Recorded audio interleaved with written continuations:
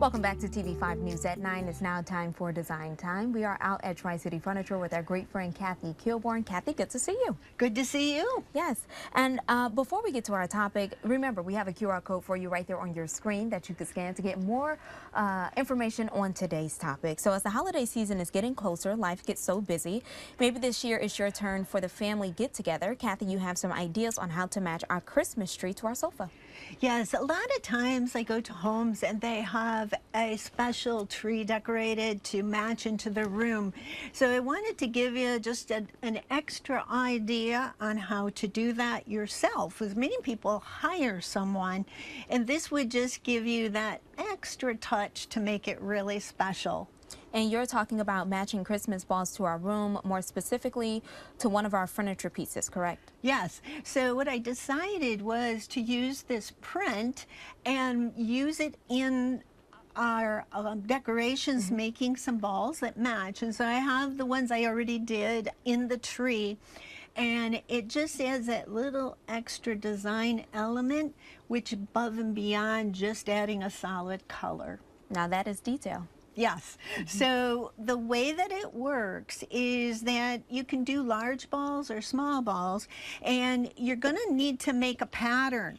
And I like to show this because it's usually not what you think when you're doing a round ball.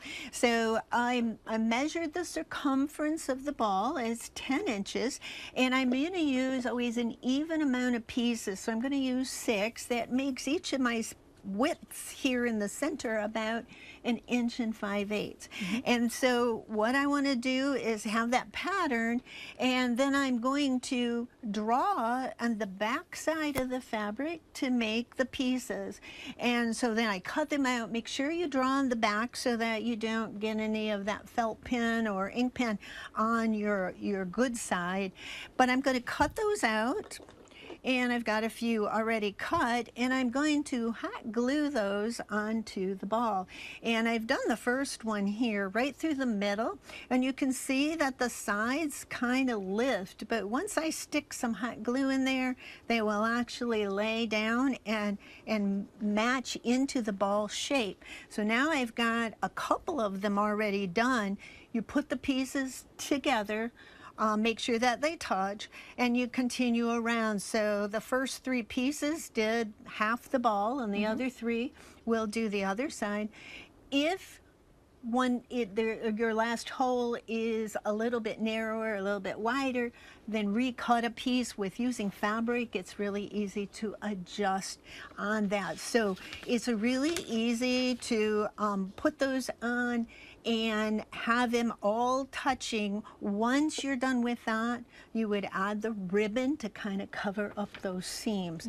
And so makes it a really unique piece that blends right into the room. I think you already touched on it, but what do you do first? Well, the first part is doing your fabric, getting your pattern, and then getting your balls ready. I always try to use something that is really smooth. You don't want to maybe use a glittery ball, or you can just use any color. I have tons of oddball colors in my basement, somebody's given me, and so once you cover it, it doesn't really matter what color the ball was because nothing shows through the fabric.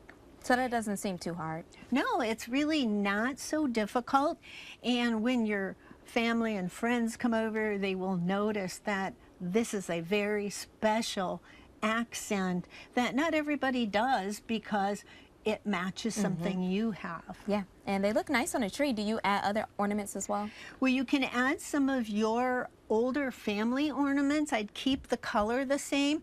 I had some of this stuff in my basement, and I'm like, I need to figure out something. So I was like twisting it, but it holds its shape really nice. I just twisted the bottom, and then I stuck it into the tree, so it gives a little color and it fills the tree really nice. So again, just a nice little accent, keeping the color dominant to your room. So I've added a lot of extra red because that's what I was using.